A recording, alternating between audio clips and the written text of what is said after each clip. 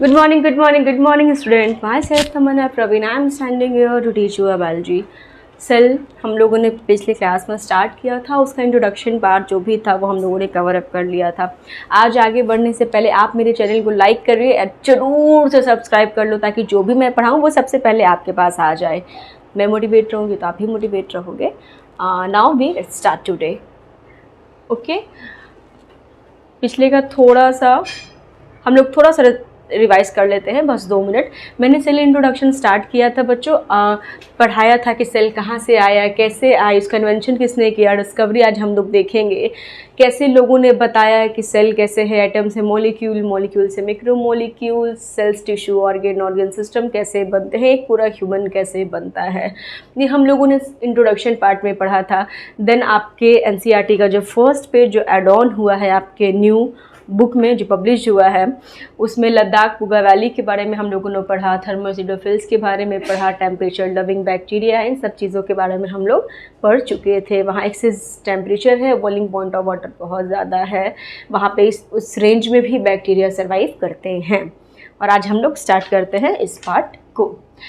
Lecture 1 complete हो गया, lecture 2 today started. Robert Hooke, cell की पूरी कहानी हो गई। सेल यहाँ से आया, सेल वहाँ से आया, क्या हुआ, सेल की पूरी कहानी हम लोगों ने पिछले क्लास में कवर अप कर लिया था। आज बात होता है कि भाई सेल को देखा तो बस देख लिया, सेल को डिस्कवरी किसने किया। कोई चीज़ को आप देखते हो, उसको पहचानते हो तो उसके बारे में लोगों को बताते हो। जब खुद आपको कोई चीज़ अच्छा लगता है आप उस पर काम करते हो। उसी तरीके से रॉबर्ट हुक ने भी सेल को देखा, माइक्रोस्कोप, सेल्फ डिज़ाइन माइक्रोस्कोप से देखा, जाना, उसके बाद उन्होंने इन्वेंशन कर दिया सेल को। किसने किया, रॉबर्ट हुक ने किया। किसने किया, रॉबर्ट हुक ने किया। कभी भी आपसे पूछा जाए कि सेल का डिस्कवरी सबसे फर्स्ट टाइम रॉबर्ट हुक ने किया था, अदरवाइज है कि उन्होंने एंटन वॉन लीवेनहुक को भी बोला जाता है, पर उन्होंने लाइव सेल किया था और रॉबर्ट हुक ने डेड सेल किया था। रॉबर्ट हुक सेल के डिस्कवरी ऑफ सेल कौन है, रॉबर्ट हुक है। किसमें किया था, 1665 में किया था। किसमें किया था, 1665 में किया था। इन्होंने डेड सेल किया था। बहुत लोगों को ये रहता है कि सेल की डिस्कवरी हुई, तो क्या सेल की डिस्कवरी मेनली एंटन वॉन लीवेनहुक ने किया, हम सेल उन्हें भी बोला जाता है। जब हम लोग पढ़ते थे तो हम लोग को भी ये चीज़ कहीं ना कहीं थोड़ा डाउट होता था। पर आपसे अगर ये क्वेश्चन ये पूछा जाए कि डिस्कवरी ऑफ द सेल, तो आपको रॉबर्ट हुक ही बोलना है। First discovery of the cell, तब भी रॉबर्ट हुक ही बोलना है। हाँ, स्पेसिफिक अगर आपको कोई टर्म बताया जाए कि डेड या लाइव, तो आपको वहाँ पे बताना है कि ये एंटन वॉन लीवेनहुक है या रॉबर्ट हुक है। 1665 में किया। किस पे किया, थिन स्लाइस ऑफ कॉर्क। आप वो देखते होंगे जो बैडमिंटन आप खेलते हो, इस तरीके से नीचे में एक कॉर्क टाइप बना होता है। जब बैडमिंटन का वो नीचे जो कॉर्क रहता है जिस पे आप मारते हो, वो उसका जाली नहीं, जो बाहर का रहता है नीचे का जो कॉर्क, उसी तरह में एक थिन स्लाइस ऑफ कॉर्क, वो जो कॉर्क होता है उसी सेल का जिस पर डिस्कवरी हुआ, उसी थिन स्लाइस ऑफ कॉर्क से वो कॉर्क बना होता है। इस तरीके से कंपार्टमेंट टाइप। मान लो कि ये एक क्या है, ट्री है, ये एक ट्री है। आप ट्री के इस जड़ पे आप देखना कि ये ड्राई एक कंपार्टमेंट टाइप आपको दिखने के लिए मिलता है। क्या मिलता है, देखने के लिए मिलता है, जहां माइक्रोस्कोप से रॉबर्ट हुक ने उसे नाम दिया कि ये तो बार्क ऑफ सेल है, ट्री का कॉक ऑफ सेल है।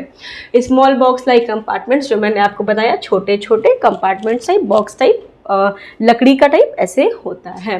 To see a cell with self design microscope and given term as a cell. बिल्कुल, मैंने आपको बताया कि रॉबर्ट हुक ने सिर्फ सेल की ही डिस्कवरी नहीं की, बल्कि उन्होंने उस सेल को देखने के लिए, जो हमारे विजिबल आई से कहीं ना कहीं नेक्ड नहीं था, इसी वजह से उन्होंने माइक्रोस्कोप का, सेल्फ डिजाइन माइक्रोस्कोप का इन्वेंशन किया। क्या किया, सेल्फ डिजाइन माइक्रोस्कोप का इन्वेंशन किया। हाँ, ये नहीं पूछा जाए कि क्या रॉबर्ट हुक ने सिर्फ सेल का इन्वेंशन किया, नहीं भाई, सेल के साथ साथ उन्होंने माइक्रोस्कोप का भी इन्वेंशन किया है। And then we start Anton van Leeuwenhoek. Anton van, spelling याद रखना, थोड़ा बड़ा है, एंटन वॉन लीवेनहुक। इन्होंने भी सेल को ही डिस्कवरी किया, पर इन्होंने लाइव सेल को किया।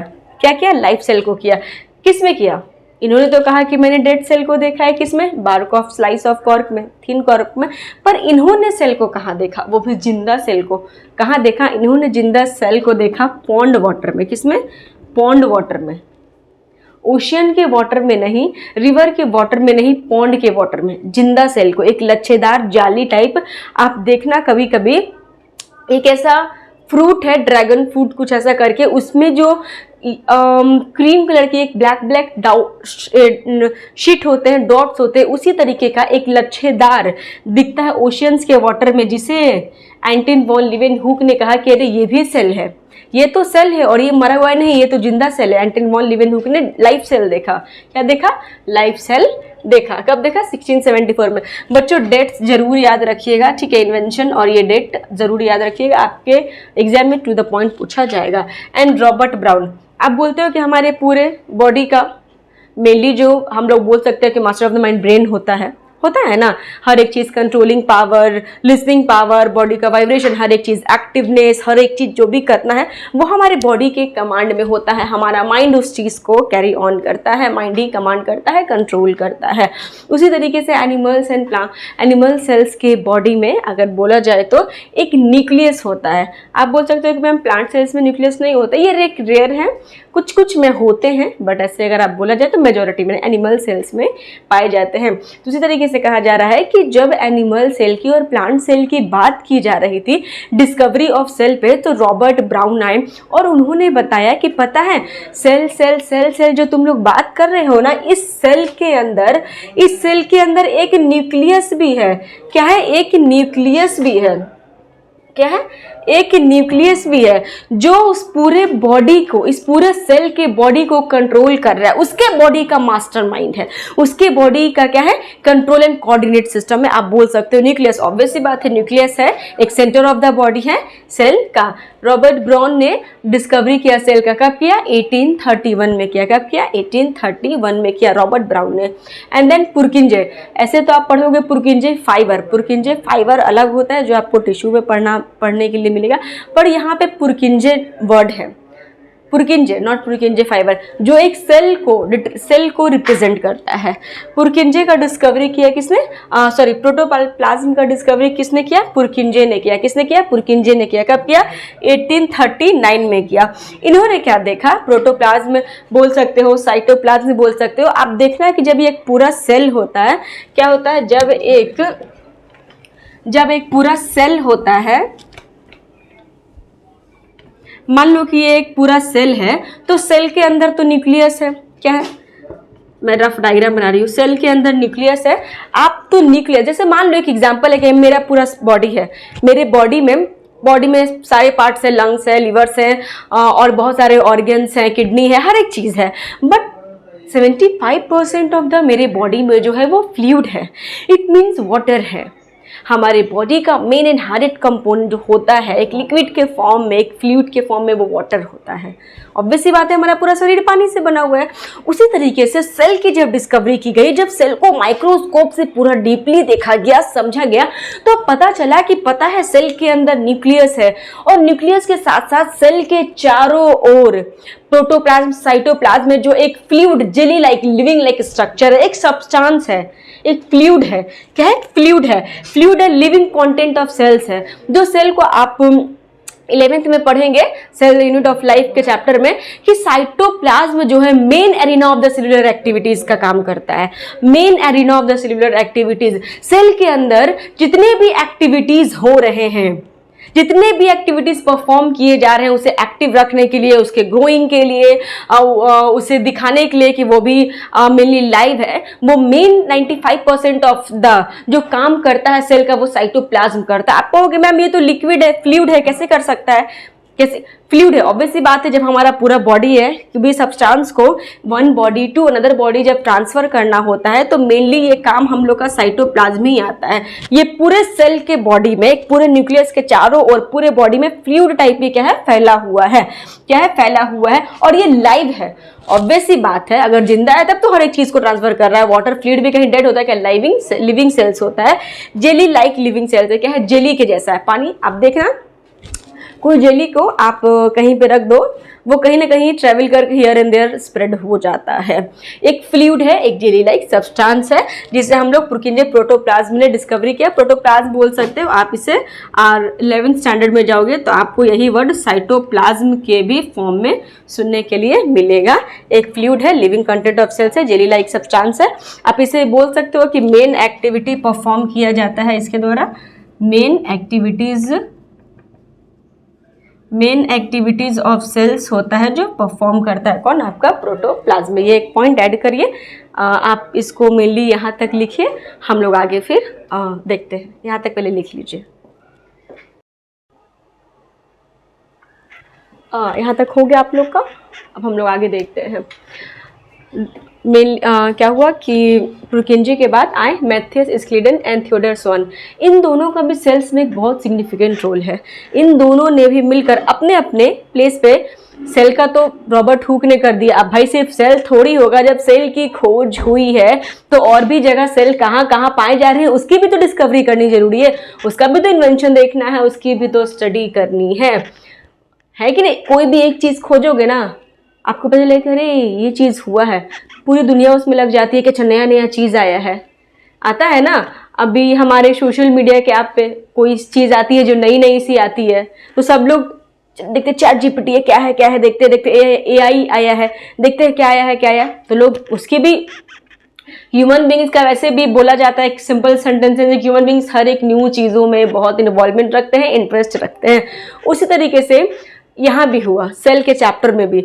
जब रॉबर्ट हुक ने सेल की डिस्कवरी कर दी तो हर किसी ने अपना अपना परसेप्शंस रखा, अपनी अपनी बातें रखी, जहाँ तक उसका स्टडी जो कर रहे थे, जैसे थियोडर स्वान एनिमल्स की स्टडी कर रहे थे, मैथियस क्लीडन जो थे प्लांट्स की स्टडी कर रहे थे, तो इन्होंने भी देखते देखते जाना कि भाई रॉबर्ट हुक ने जिस सेल का डिस्कवरी किया है, इन्वेंशन किया है, कहीं ना कहीं क्या है वो प्लांट्स एनिमल सेल्स में ही पाया जाता है। तो उन्होंने भी डिफरेंट काइंड्स ऑफ एनिमल्स को पढ़ा और उस डिफरेंट एनिमल्स में उन्हें डिफरेंट सेल्स मिले।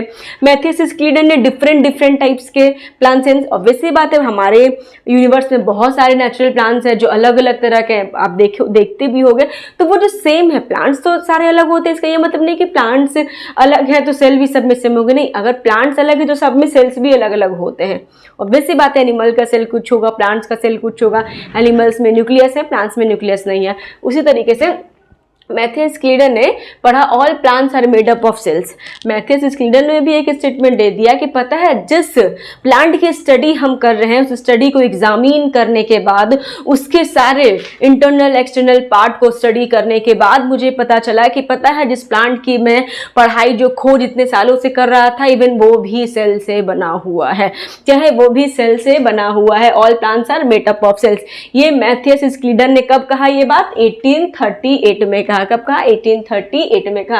Examine a large number of plants, बिल्कुल बहुत सारे लार्ज नंबर ऑफ प्लांट्स को देखा तब जाकर ये बात कही। Theodor Schwann all animals are made up of cells, मैंने आपको बताया इन्होंने भी वही बात कही कि पता है जो स्लीडन कह रहे हैं वही बात मेरे साथ भी है। उसका प्लांट सेल से बना, यहाँ मेरे एनिमल्स भी सेल से ही बना हुआ, इवन सारे एनिमल सेल से बने हुए हैं। डिफरेंट काइंड्स ऑफ एनिमल्स हैं तो डिफरेंट काइंड्स ऑफ सेल से बने हुए हैं, बट पॉइंट ये है कि बने हुए सारे सेल से ही हैं। 1839 में study different types of animal cells. Obviously बात है डिफरेंट स्टडी की, डिफरेंट बुक्स को पढ़ा, डिफरेंट एनिमल्स को एग्जामिन किया, उसे उसकी हर एक चीज़ को स्टडी किया, रेफरेंस लिया, देखा तो पता चला कि प्लांट्स के साथ साथ एनिमल्स भी सेल्स के बने हुए हैं। रुडोल्फ विर्चाउ आए, इन दोनों को एक फाइनल टच देने वाले, इन दोनों की बातों को एक फुल प्रूफ देने वाले जो आए, उन्होंने ये काम रुडोल्फ विर्चाउ ने किया कि तुम लोग जो कह रहे हो उस चीज को, मैं कहते हैं ना कि मतलब एक फाइनल टचअप हो जाना, फाइनल लुक दे देना, इन दोनों के बात को फाइनल वैलिडिटी, फाइनल प्रूफ जो इन्होंने दिया वो रुडोल्फ विर्चाउ ने दिया। All cells arises from pre existing cells. इन्होंने कहा कि जो तुम कह रहे हो ना कि सेल से बना, ये चीज सही है, पर ये तो बताओ कि सेल का जो बात कर रहे हो, ठीक है रॉबर्ट हुक ने तो सेल देख लिया, उसने बताया कि मैंने डेड सेल देखा है थिन स्लाइस ऑफ कॉर्प पे, पर तुमने कहाँ देखा ये सेल? तुम भी तो बताओ। चलो मान सकते देखा तो देखा, प्लांट्स एनिमल्स पे देखा, पर ये क्यों नहीं सोचा कि वो सेल जहां तुम देख रहे हो वो आया कहां से है? ऑब्वियसली बात है कोई चीज आपको मिला तो सोचोगे ना भाई सीबीआई जांच तो लगाएगी ना कि ये चीज कैसे आया।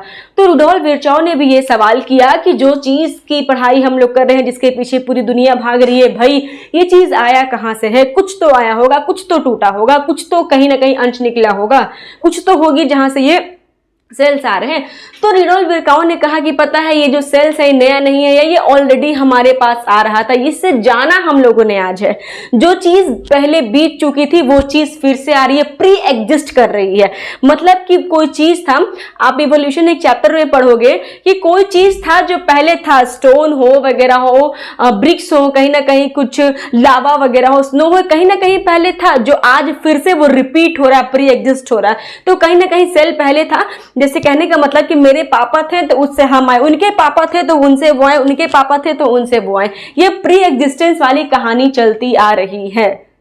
क्या रही है? प्री एग्जिस्टेंस वाली, जेनरेशन टू जेनरेशन ये बात हो रही है। तो क्या कहा कि all cells arises from pre existing cells, जो था वो आ रहा है। Cells divided and new cells form. Exactly आपके मम्मी पापा से डिवाइड होकर आप आए, आपसे कोई और आएगा, उनसे कोई और आएगा, इस तरीके से डिवाइड हो रहा है और सेल्स की एग्जिस्टेंस बढ़ती जा रही है, सेल नया नया बन रहा है। ये बात इन्होंने कब कही? 1855 में कहा। एंड देन बात करते हैं सेल थ्योरी की। ऑल लिविंग, और हाँ जैसे मैंने आपको बताया कि सेल थ्योरी इन दोनों ने मिलकर दिया, बट इसको फाइनल टच देने वाले, एक फाइनल प्रूफ, एक फाइनल वैलिडेशन, एक फाइनल क्लैरिटी देने का काम किया किसने?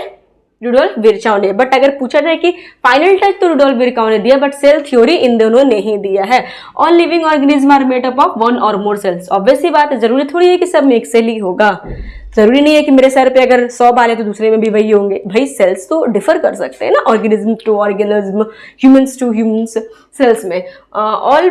हाँ, बट ये है कि बना हुआ लिविंग ऑर्गेनिज्म सेल से ही है। कहते हैं ना कि अगर जैसे वायरस है तो वायरस को हम लोग क्यों नहीं बोल सकते हैं कि वो लाइव है? उसके पास सेल नहीं है, वो एसेल्यूलर है। अगर उसके पास सेल होता, ऐसी कोई क्राइटेरिया होती जो उसे फुलफिल कर रहा था, तो शायद हम लोग उसकी स्टडी करते हैं। बट कहीं ना कहीं उसे वायरस को एसेल्यूलर देकर उसे हमारे सेल के पॉइंट ऑफ व्यू से नहीं देखा जा रहा है, एक लाइव ऑर्गेनिज्म के पॉइंट ऑफ व्यू से नहीं देखा जा रहा है, क्योंकि उसके पास सेल नहीं है। और living organism are made up of one और more cells. Cells is the basicity of life. Obvious सी बात है, मैंने आपको बताया सेल थ्योरी में कहा गया एक नींव, एक बेसिसिटी, एक जो ओरिजिन है वो हमारा सेल ही है। Formulated by both Schleiden and Schwann together, दोनों ने मिलकर सेल थ्योरी दिया। ये बात आपका खत्म हो गया, जो भी डिस्कवरी इन्वेंशन था डेट वगैरह के साथ। ये एक टॉपिक है, सेल शेप एंड साइज है। सेल का शेप जो होता है वेरी करता है, उसके शेप एंड साइज वेरी करता है according to their functions. Cell vary greatly in shape and size according to their functions. वो जो काम करता है अकॉर्डिंग टू देयर फंक्शंस, जैसा जैसा एक्टिविटी परफॉर्म करता है, जैसा जैसा फंक्शंस करता है, उसी तरीके से सेल अपने साइज को, शेप को वेरी करता है। जैसे अमीबा है, अमीबा का कोई फिक्स शेप नहीं है, अमीबा किसी भी शेप का हो सकता है, अमीबा का आज तक कोई फिक्स शेप नहीं है। उसे अगर मान लो एग्जांपल कि उसे अंडरग्राउंड होना है, वो अपने शेप को स्क्वीज कर लेगा, उसे सीधा चलना है वो फ्लैट कर लेगा। इरेगुलर शेप है, कोई फिक्स शेप नहीं है। रेड ब्लड सेल्स, हमारा जो रेड ब्लड सेल्स है वो बाइकॉनकेव है। क्या है? बाइकॉनकेव है। जब आप बर्थ लोगे उस समय शेप उसका कुछ और रहता है according to type. Red blood cells का शेप मेनली जो बोला जाता है वो बाइकॉनकेव होता है। क्या होता है? बाइकॉनकेव होता है। ठीक है। एंड देन मसल सेल्स हमारा दिख रहा है, लॉन्ग है, सिलेंड्रिकल है, पूरा बॉडी है, हाथ पैर है, लॉन्ग है, सिलेंड्रिकल है। नर्व सेल्स भी लॉन्ग होते हैं, जो मैंने आपको बताया था सेलुलर कोऑर्डिनेशन में। देखो नर्व सेल्स क्या होते हैं? लंबे लंबे होते हैं, ब्रांच होते हैं, ये दूसरे से अटैच होते हैं। ये नहीं कि हाथ यहाँ है तो पैर वहाँ हो गया, ऐसा नहीं होता। ये एक दूसरे से क्या होते हैं? ब्रांच्ड होते हैं, अटैच्ड होते हैं। White blood cells round and spherical होते हैं, राउंड एंड स्फेरिकल, छोटे छोटे होते हैं, गोल गोल होते हैं, जो व्हाइट सेल्स होते हैं। ठीक है, हम लोगों ने ये पूरा पढ़ लिया। इसको याद करिएगा क्योंकि ये एग्जैक्ट आपके एग्जाम में पूछे गए हुए टॉपिक है। डेट किसने किया, साइंटिस्ट का नाम, डेट, ये सब पूछ लिया जाएगा। आज के लिए फिलहाल इतना ही रखते हैं, उसके बाद कल हम लोग इसके आगे पढ़ेंगे। ठीक है, बाय। पढ़ते रहिए, मस्त रहिए, बाय।